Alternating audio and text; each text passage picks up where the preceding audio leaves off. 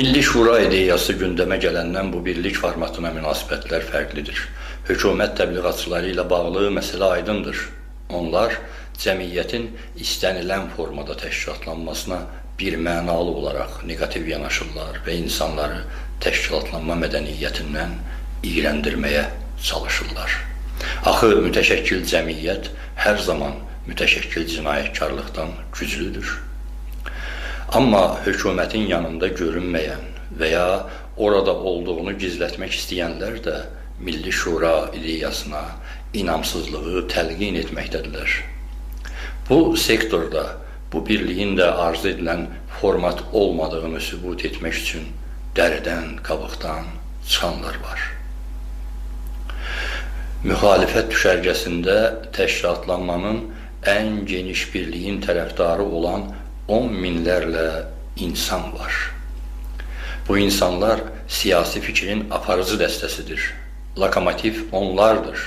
Bu 10 minləri vahid hədəf uğrunda birləşdirə biləcək istənilən təşkilat ideyası tariximizin yeni dövrünün əsası ola bilər. Milli Şura ideyası budur. Ümidsiz yanaşmanın və ya ümidsizlik yaratmağın da heç bir anlamı yoxdur. Bizim cəmiyyətin pozitiv mübarizə potensialı nədirsə, Milli Şura da həmin birliyi təmin etməlidir. Bu pozitiv potensial yetərli gücə çevrilsə, Azərbaycan xalqı avtoritarizmə qalib gələcək.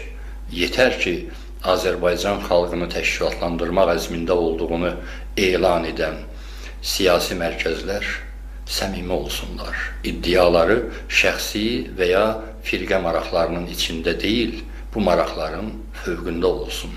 Yalnız bu halda Milli Şura həqiqi uğurlara imza atmağa layiq olan cəmiyyəti formalaşdıra bilər.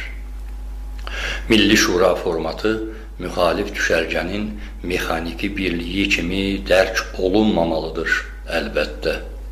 Və ilk növbədə həmin birliyi yaratmaq elanını verən qüvvələr bunu dərk etməlidirlər. Milli Şura ictimai entuziyazm yaratmalıdır. Şura uzun illərdir bunlar birləşə bilmirlər deyərək mübarizədən çəkilmiş kimi görünən 10 minlərlə insanı təşkilati baxımdan bir araya gətirməli və bu birliyi milyonların avangardına çevirməlidir. Azərbaycanda həmin milyonlar hazırdır. Sadəcə cəmiyyəti təpədən dırnağa qədər sirkələyən böyük bir siyasi təkan lazımdır və Milli Şura da bu təkan rolunu oynamalıdır. Ona bu hərəkəti vermək lazımdır. İrticanı geri çəkəcək bir gücü formalaşdırmaq Azərbaycanda indiyə qədər mövcudluğunu qoruyan bütün ictimai, siyasi təsisatların imkanları daxilindədir. Hətta hansısa səbəblərdən rejimin şərtlərini hansısa öhdəliklər müqabilində qəbul edənlərin böyük bir qismi də bu təkanın yaradılmasında iştirak etməkdən çəkinməməlidirlər.